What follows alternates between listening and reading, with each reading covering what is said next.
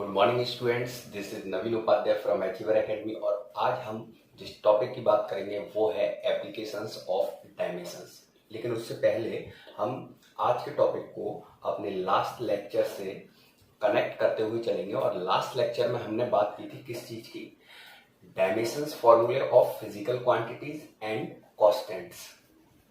और हम उनसे रिलेटेड कुछ इंपॉर्टेंट पॉइंट्स की बात करेंगे पहले, उसके बाद फिर हम एप्लीकेशन ऑफ डायमेंशंस की बात करेंगे। तो हम some important points about the dimensions के बारे में बात करते हैं। सबसे पहला पॉइंट, तो जो डायमेंशंस होती हैं किसी भी फिजिकल क्वांटिटी की, जो डायमेंशंस होती हैं वो यूनिट सिस्टम पर डिपेंड्स नहीं करती हैं।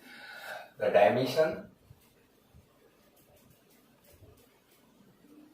Dimensions of a physical quantity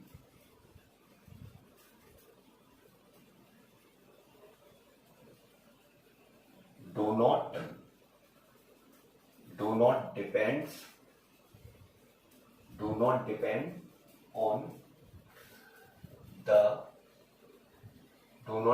on the unit system.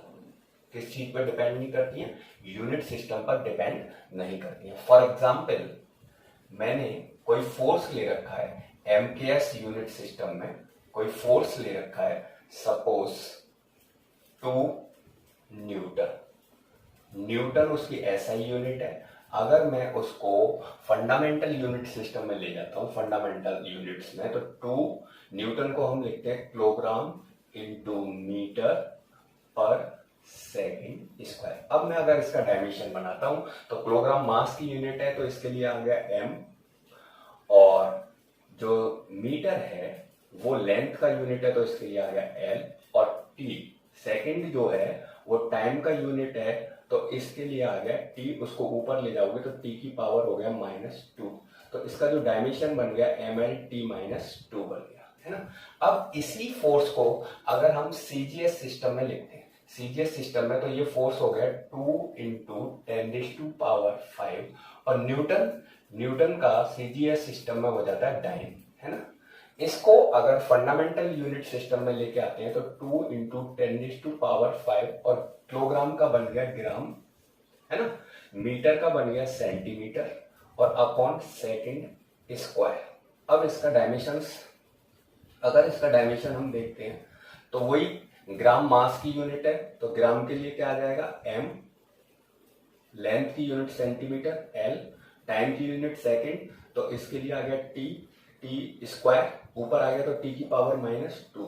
तो ये हम देख रहे हैं कि यहां हमने एमकेएस यूनिट सिस्टम में फोर्स और ये सीजीएस यूनिट सिस्टम में फोर्स, तो यूनिट चेंज हुई, उसका जो न्यूमेरिक वैल्यू है वो चेंज हो गया, है ना। यूनिट चेंज हो गई, न्यूमेरिक वैल्यू चेंज हो गई, लेकिन डायमेंशन चेंज नहीं होती है। इट मींस किसी भी फिजिकल क्वांटिटी का जो डायमेंशंस है, डायमेंशन फॉर्मूला जो है वो यूनिट सिस्टम पर डिपेंड्स नहीं करता है। अब अगर मैं सेकंड पॉइंट्स की बात करता हूं तो जो प्योर नंबर्स होते हैं और जो प्योर रेशियोज होते हैं वो डायमेंशन लेस होते हैं। इट मींस प्योर रेशियोज और pure numbers are dimension less.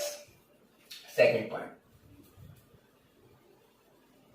Pure numbers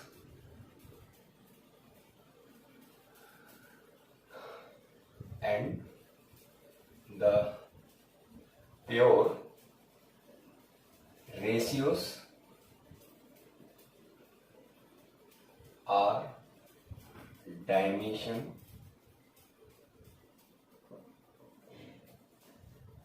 less। कैसी क्वांटिटी होते हैं? डायमेंशन लेस क्वांटिटी होती है। फॉर एग्जाम्पल, अगर मैं प्योर रेशियोज की बात करता हूं, तो प्योर नंबर्स की बात कर लेते हैं पहले। तो जो प्योर नंबर्स हैं,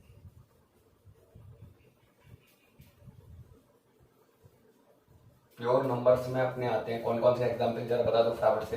एक तो नेगेटिव पॉजिटिव जितने भी इंटीजर्स होते हैं, ठीक है, ऑल इंटीजर्स, ठीक है, ऑल इंटीजर्स। अच्छा, एंगल्स, और बताओ जरा, एंगल्स हो गया, और पाई,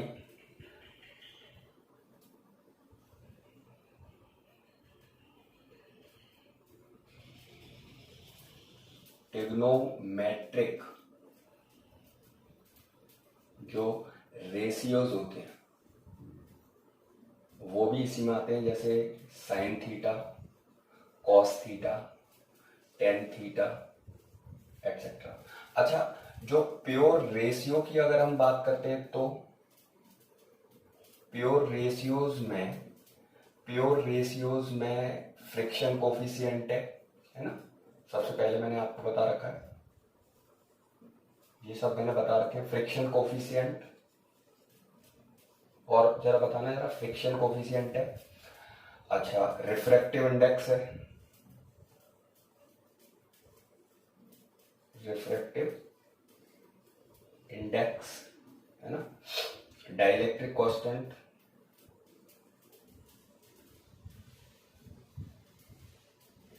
और हाँ रिलेटिव डेंसिटी, एक ये और ले लो, relative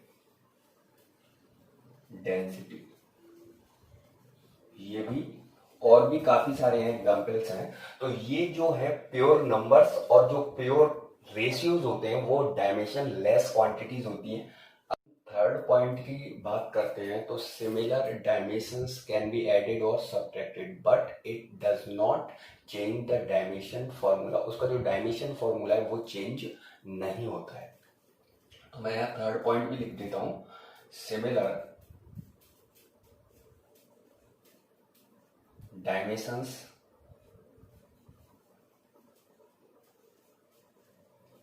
can be added or subtracted,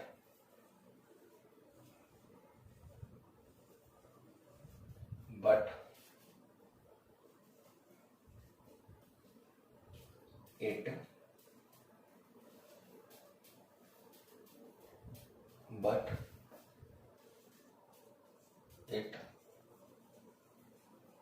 does not change the dimensions।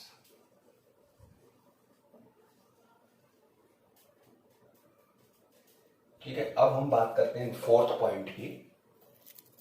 अच्छा, अब अगर हम फोर्थ पॉइंट की बात करते हैं तो जो लॉगरिथमिक फंक्शंस होते हैं और जो पावर्स होती है वो भी डायमेंशन लेस क्वांटिटीज में ही आती है।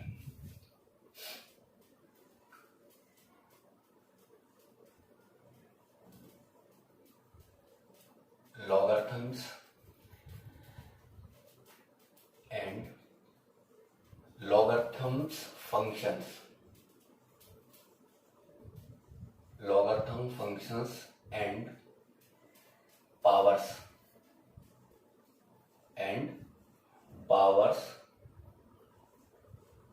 are dimension less। अगर हम लॉगरिथम्स की बात करते हैं, लॉगरिथम फंक्शंस की बात करते हैं,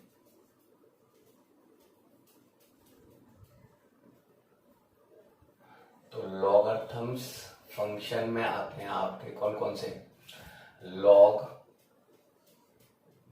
बेस ई एक्स, लॉग बेस ए एक्स,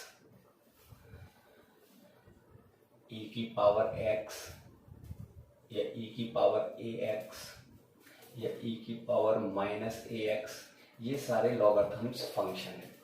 अच्छा, और दूसरा मैंने क्या बताया था, पावर्स। तो अगर हम पावर्स की बात करेंगे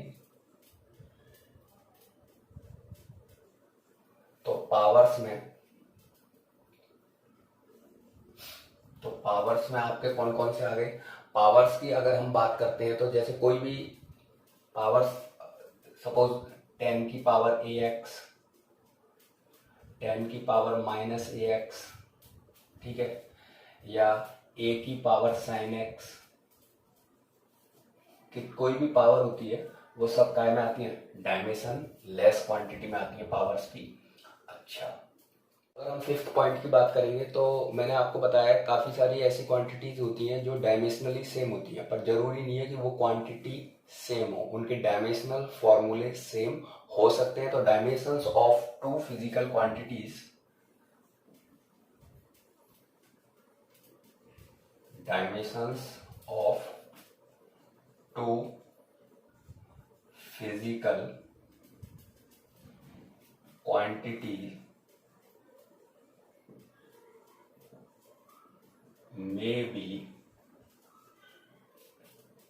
may be same, but dimensions of physical quantity may be same, but the quantity need not be, but the quantity need not be similar, है ना। अच्छा, ऐसी बहुत सी क्वांटिटीज, जैसे फॉर एग्जांपल, मुझे एग्जांपल बता दो फिर आपसे। तो जैसे स्पीड है ना, स्पीड इसका डायमेंशंस LT-1, राइट। और ऐसी वेलोसिटी जो है इसका भी डायमेंशन क्या होता है, LT-1, ठीक। अच्छा, अगर ऐसे ही अपन बात करते हैं वर्क की, तो जो वर्क है उसका dimension ML-T-2, sorry ML²T-2, ML²T-2, और जो टॉर्क होता है, टॉर्क R×F, इसका भी डायमेंशन क्या होता है, ML²T-2। अच्छा, ऐसे ही अगर अपन लीनियर मोमेंटम की बात करते हैं, लीनियर मोमेंटम की, तो लीनियर मोमेंटम जो होता है उसका जो डायमेंशन फॉर्मूला होता है ML-T-1, ML-T-1, है ना। और जो इम्पल्स होता है उसका भी डायमेंशन फॉर्मूला क्या होता है, ML-T-1। तो ये ऐसी फिजिकल क्वांटिटी हैं जो डायमेंशनली क्या होती हैं, सेम होती हैं। अब हम सिक्स्थ नंबर पॉइंट की अगर बात करते हैं, तो कोई भी फिजिकल इक्वेशन डायमेंशनली तब करेक्ट होती है जब उसके दोनों साइड्स के जो टर्म्स हैं, सारे जो टर्म्स हैं, उन टर्म्स के डायमेंशनल फॉर्मूले सेम आनी चाहिए, यानी उनकी डायमेंशन सेम आनी चाहिए। Then the equation is dimensionally correct. This is known as principle of homogeneity, और उस प्रिंसिपल को हम बोलते हैं होमोजेनिटी प्रिंसिपल या प्रिंसिपल ऑफ होमोजेनेशन। अब मैं एक एग्जांपल ले रहा हूं, यहाँ पे मैंने एक फिजिकल इक्वेशन ले रखा है, S is equal to UT plus half AT²। ये यूनिफॉर्म एक्सीलरेटेड मोशन का इक्वेशन सेकंड है, और यहाँ पे हमने ये जो इक्वेशन लिया है, अब अपन चेक करते हैं ये डायमेंशनली करेक्ट है या नहीं है। तो इसमें जो टर्म्स हैं, लेफ्ट साइड में एक टर्म्स है, राइट साइड में इसमें दो टर्म्स हैं। तो जो लेफ्ट साइड का जो टर्म्स है S, है ना, S यानी कि डिस्टेंस, इसकी जो डायमेंशन आएगी वो आ जाएगी अपनी L, ओके, लेफ्ट साइड के टर्म्स की। अब राइट साइड में चलते हैं, तो राइट साइड में जो टर्म्स है वो है अपना क्या, UT। U यहां पर जो है वो स्पीड है, इनिशियल स्पीड, इसका डायमेंशन हो गया LT-1। अच्छा, इसके साथ में टाइम और है, तो जो टाइम है उसका डायमेंशन मैंने यूज कर लिया क्या, T, ओके, राइट। अब चलते हैं आगे। तो ये हो गया अपना सेकंड टर्म, ये फर्स्ट टर्म था लेफ्ट साइड का। अब राइट साइड में जो सेकंड टर्म है ना, वो है हाफ 80 स्क्वायर। तो हाफ जो है 1/2, ये जो है प्योर नंबर है और प्योर नंबर डायमेंशन लेस होता है। तो आगे चलते हैं एक्सीलरेशन। तो जो एक्सीलरेशन है, एक्सीलरेशन का जो डायमेंशन होता है LT-2 हमारे इनटू इसके साथ में T² यानी कि टाइम, और टाइम के लिए मैंने यहां पे ये, ठीक है। अब इसको थोड़ा सा सॉल्व कर देते हैं। तो ये L लेफ्ट साइड का टर्म है, राइट साइड में L T⁻⁻1 + 1, सही है। ये वाला जो T है ना, प्लस जो थर्ड टर्म्स था उसमें चलते हैं। तो यहाँ पे L और ये T की पावर है -2 और ये T की पावर 2 यानी कि +2। तो ये लेफ्ट साइड का जो टर्म्स है उसकी डायमेंशन L है, राइट साइड में जो सेकंड टर्म फर्स्ट टर्म है उसका डायमेंशन भी L है, क्योंकि 1 - 1 ये T की पावर 0 हो गया और T की पावर 0 यानी कि 1। और जो थर्ड टर्म है उसका भी डायमेंशन क्या हो गया, L हो गया, क्योंकि T की पावर -2 + 2। तो ये हम देख रहे हैं कि जो तीनों टर्म्स थे, लेफ्ट साइड का जो टर्म्स था और जो राइट साइड के दोनों टर्म्स थे वो डायमेंशनली सेम है। यानी कि सारे टर्म्स लेफ्ट और राइट बोथ साइड के जो टर्म्स हैं उनके डायमेंशंस आ रहे हैं सेम। इट मींस ये डायमेंशनली करेक्ट है इक्वेशन। और अब हम बात करेंगे एप्लीकेशन ऑफ डायमेंशंस की। स्टूडेंट्स, अब हम बात कर लेते हैं यूजेस ऑफ डायमेंशंस की। और जब हम यूजेज ऑफ डायमेंशंस की बात करते हैं तो the theory of dimensions have the following 3 main uses. और वो 3 मेन यूजेस जो हैं, फर्स्ट है कन्वर्जन ऑफ यूनिट्स, यानी कि किसी फिजिकल क्वांटिटी को एक यूनिट सिस्टम से किसी दूसरे यूनिट सिस्टम में चेंज करना। जैसे उसकी वैल्यू दी हुई है सपोज दैट MKS में, तो उसको MKS से CGS में ले जाना या CGS से MKS में ले जाना या FPS में ले जाना। The second one is to check the dimensional correctness of a given physical equation. किसी दी हुई फिजिकल इक्वेशंस की करेक्टनेस चेक करना, डायमेंशनली करेक्टनेस चेक करना कि वो राइट है, डायमेंशनली राइट है या रॉन्ग है। The third one is to establish the relation among various physical quantities, to establish the relation of given various physical quantities। यानी कि हमें कुछ फिजिकल क्वांटिटीज दी हैं और उन फिजिकल क्वांटिटीज में हमें डायमेंशनली रिलेशन निकालना है, तो वो भी हम थ्योरी ऑफ डायमेंशन से निकाल सकते हैं। तो अब हम सबसे पहले देखेंगे conversion of unit. Conversion of units, अगर सबसे पहले हम बात करेंगे कन्वर्जन ऑफ यूनिट्स की, तो this is based on the fact that the product of numerical value and it's corresponding unit is a constant. यानी कि किसी फिजिकल क्वांटिटी की जो न्यूमेरिक वैल्यू है और उसके करस्पॉन्डिंग जो यूनिट्स होती है उनका प्रोडक्ट हमेशा कांस्टेंट रहता है। तो दिस इज, फटाफट लिख देते हैं, दिस इज बेस्ड ऑन, किस पे बेस्ड है, based on the fact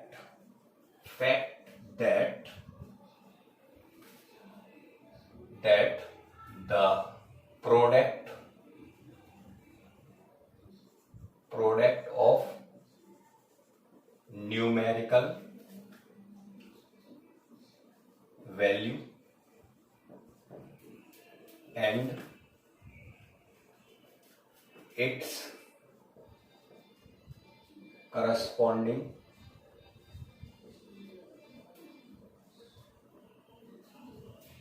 units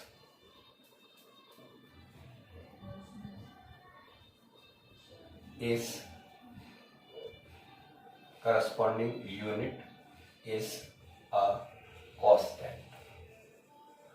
Suppose that the numeric value n and unit u, the product of numeric value and corresponding unit is constant. अब इसको लिख सकते हैं अपन n1 u1 is equal to n2 U2, N1 और N2, N1 किसी N1 U1 ये किसी एक यूनिट सिस्टम में है और ये किसी दूसरे यूनिट सिस्टम में है। N2 उसकी न्यूमेरिक वैल्यू है किसी दूसरे यूनिट सिस्टम में और U2 उसकी यूनिट्स है। तो N1 और जो N2 है वो ये क्या है, न्यूमेरिक वैल्यू है in two system. Suppose the dimension of physical quantity, suppose the dimension of physical, suppose the dimension of physical quantity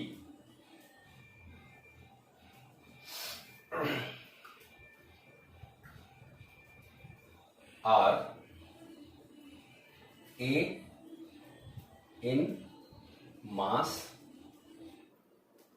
A in mass, B in length and C in time. Suppose A, B और C, ये A, B और C क्या है, dimensions हैं किसी physical quantity की। A जो है डायमेंशन ऑफ मास है, B dimension of length and C is the dimension of time. ठीक है। अच्छा, और अपन क्या करते हैं, जो if the fundamental units, if the fundamental units in one unit system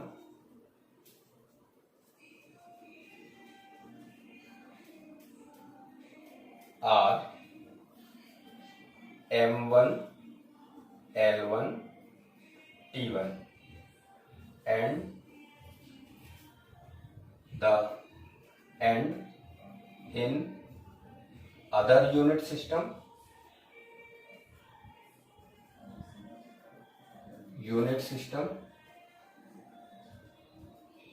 are M2, L2 और T2।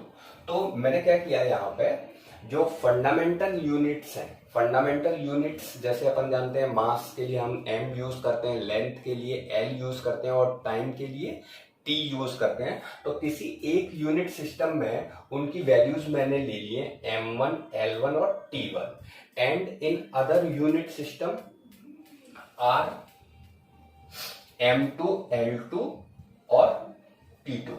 ठीक है। अच्छा, then M2, L2, T2, then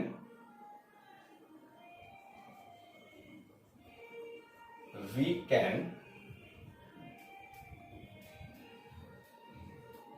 write that, तो अपन लिख सकते हैं क्या, N1 M1 A, L1 B और T1 C। ठीक है। ये N1 उसकी न्यूमेरिक वैल्यू हो गई और U1 यूनिट है, तो यूनिट्स जो है फंडामेंटल यूनिट्स में M1, L1, T1 और हमने इसकी डायमेंशंस क्या मान रखी थी, A, B और C। अब जब कोई क्वांटिटी किसी एक यूनिट सिस्टम से किसी दूसरे यूनिट सिस्टम में जाती है तो उसकी न्यूमेरिक वैल्यू चेंज हो जाती है। तो इसकी न्यूमेरिक वैल्यू N1 से हो गई N2 और इसकी जो यूनिट है तो उसकी फंडामेंटल यूनिट्स अपन ने क्या कंसीडर कर रखी है, M2, L2 और T2।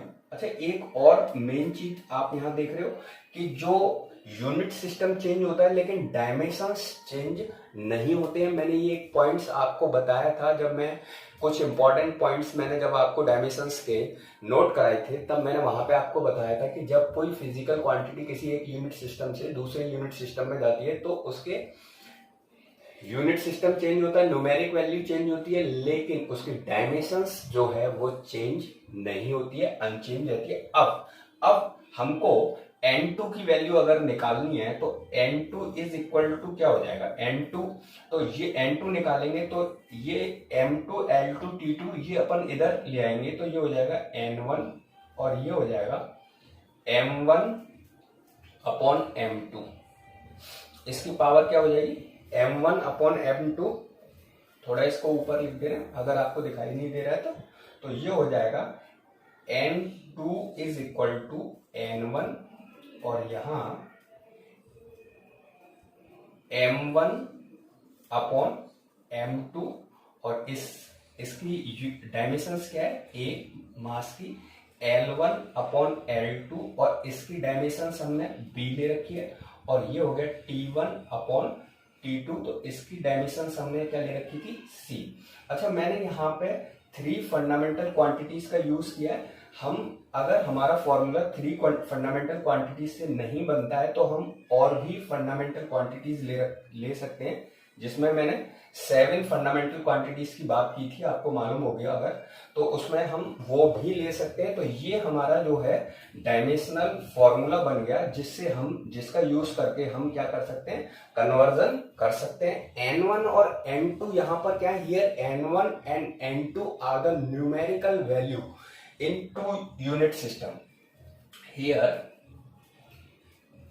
N1 and N2 are the numerical value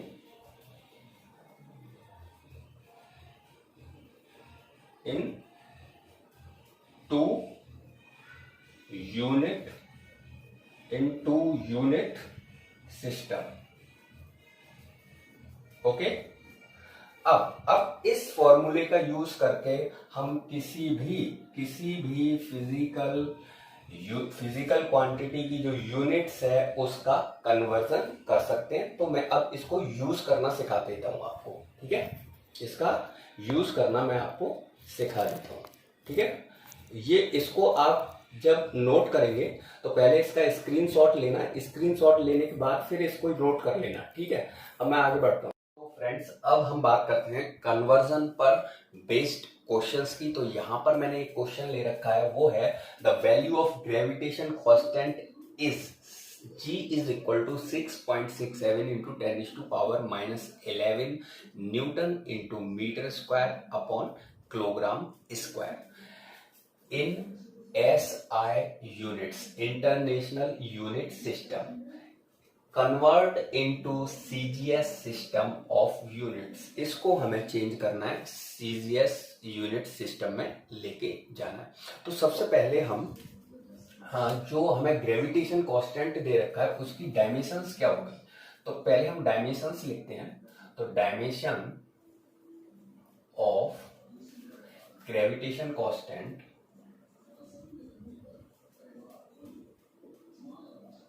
ठीक है, ग्रेविटेशन कांस्टेंट। तो जो डायमेंशंस लिखते हैं ग्रेविटेशन कांस्टेंट की,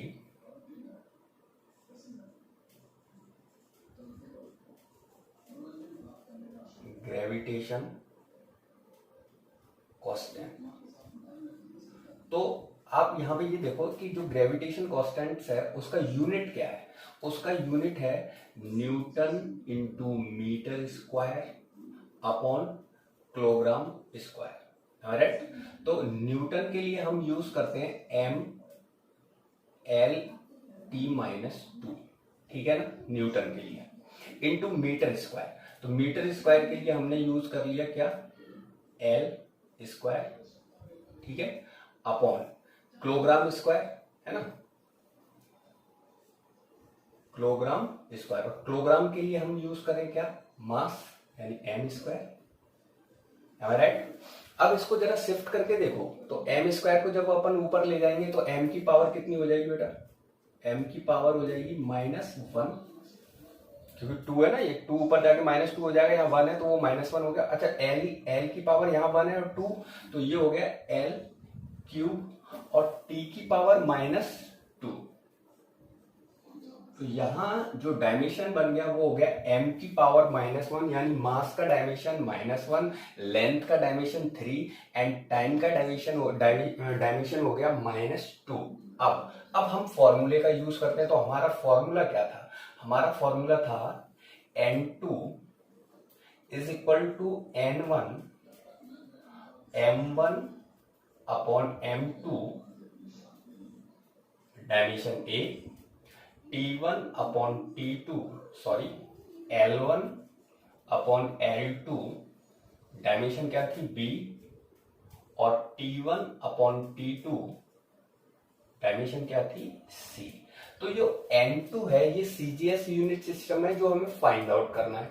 जो N1 जो न्यूमेरिक वैल्यू है वो MKS यूनिट सिस्टम है और वो हमें दे रखी है 6.67 इंटू 10⁻⁻11। अच्छा, M1 L1 और T1 जो है ये MKS यूनिट सिस्टम है, और M2 L2 T2 जिसकी न्यूमेरिक वैल्यू हमें फाइंड आउट करनी थी वो CGS यूनिट सिस्टम है। तो मैं इनकी वैल्यू रख देता हूं, है ना। तो N2 जो है N2 इज इक्वल टू हो गया, N1 की वैल्यू कितनी है भैया 6.67 इंटू 10⁻⁻11। आगे चलते हैं। M1 जो है वो MKS यूनिट सिस्टम में तो मास का यूनिट होता है किलोग्राम, और M2 CGS में तो यूनिट होता है ग्राम। अच्छा, इसका जो डायमेंशन है A है, और A की वैल्यू जरा यहाँ देख के बताओ, यहाँ मास की डायमेंशंस कितनी है देख के बताओ जरा। मास की डायमेंशंस है -1, तो इट मींस A की वैल्यू हो गई -1। ठीक है, अब आगे चलते हैं। अच्छा, लेंथ L1 कौन सी यूनिट सिस्टम में? MKS में, तो यूनिट हो गया मीटर।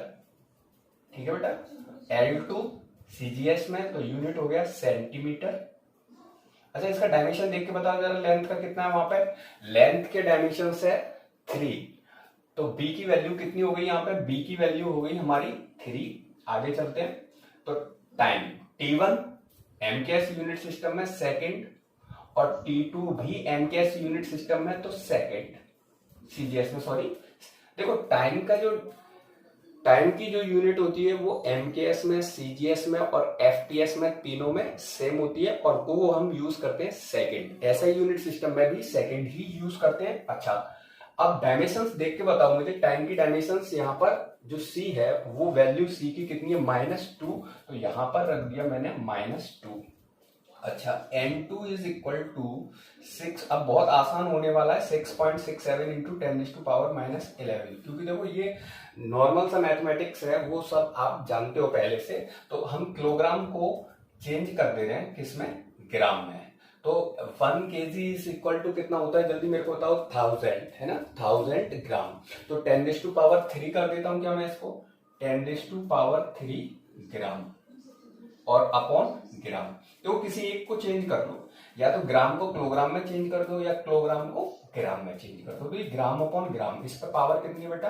-1। अच्छा, आगे देख के बताओ। ऐसे मीटर को सेंटीमीटर में कन्वर्ट कर दे रहे हैं, तो 1 मीटर कितना होता है? 100 सेंटीमीटर, यानी कि 10⁻² सेंटीमीटर अपॉन सेंटीमीटर। इसकी जो डायमेंशन है वो बताओ जरा बेटा, देख के कितनी है? इसकी डायमेंशन है 3। अच्छा, आगे चलते हैं। सेकंड से सेकंड कैंसिल आउट हो गया, चेंज करने की जरूरत ही नहीं पड़ रही है, और ये -2। अच्छा, ये ग्राम से ग्राम और सेंटीमीटर से सेंटीमीटर कैंसिल आउट हो गया, तो यहां पर 6.67 इंटू 10⁻⁻11। अच्छा, ग्राम से ग्राम कैंसिल आउट हो गया, और 10 की पावर कितनी है? 3। इसका इससे मल्टीप्लाई हो गया तो कितना हो गया? 3 इंटू -1, यानी कि 10 की पावर हो गई -3। अच्छा, ये सेंटीमीटर से सेंटीमीटर कैंसिल आउट हो गया, और इसकी 10 की पावर 2 है, और इसकी होल पावर कितनी है? 3, तो 3 2 जा 6, तो 10 की पावर हो गया 6। अच्छा, 1 की पावर -2 है, तो 1 की पावर -2 या +2 कुछ भी होती है, तो 1 की पावर, तो जो 1 की पावर, ये हम प्रॉपर्टी ऑफ 1 होता है कि 1 की कोई भी पावर हो 1 ही आती है, तो ये आ गया 1। अच्छा, तो अब देखो जरा सॉल्व करके ये क्या वैल्यू आ रही है। तो N2 is equal to 6.67 into 10⁻, देखो 11 माइनस के 3 यानी कि माइनस के 14 में से 6 हटा लो तो मुझे लग रहा है माइनस की 8 पावर बच जाएगी, है ना। तो 10⁻² हो गया -8, सही है क्या। -14 में से 6 हटा दिया तो 10⁻, कितना बचा, 10⁻, अच्छा -11 -3 कितना हो गया, माइनस के 14 हो गया, और -14 में से 6 हटा लिया तो 10⁻⁻8 वैल्यू बच रही है ना। अच्छा, इसकी यूनिट और लिख दो, तो इसकी MKS यूनिट थी newton into metre square upon kilogram square per kilogram square. तो अब ये हो जाएगा, न्यूटन का हो जाता है डाइन, मीटर स्क्वायर का हो गया सेंटीमीटर स्क्वायर, पर किलोग्राम का हो गया ग्राम स्क्वायर। तो ये जो है कन्वर्ट हो गया MKS यूनिट सिस्टम से, ये कन्वर्ट होके आ गया CGS यूनिट सिस्टम में 6.67 into 10⁻⁻8 dyne centimetre square upon या पर ग्राम स्क्वायर। ठीक है, अब हम इसको देखते हुए और भी इसके कन्वर्जन कर सकते हैं। अच्छा, नेक्स्ट 2 जो इसके एप्लीकेशंस बचे हुए हैं, यूजेस बचे हुए हैं, वो मैं नेक्स्ट वीडियो में बताऊंगा, क्योंकि ये वीडियो काफी लॉन्ग होता जा रहा है, और इससे रिलेटेड जो न्यूमेरिकल्स हैं वो भी हम नेक्स्ट वीडियो में बात करेंगे। अगर ये वीडियो आप लोगों को पसंद आ रहा है तो इसे लाइक करें, सब्सक्राइब करें, शेयर करें।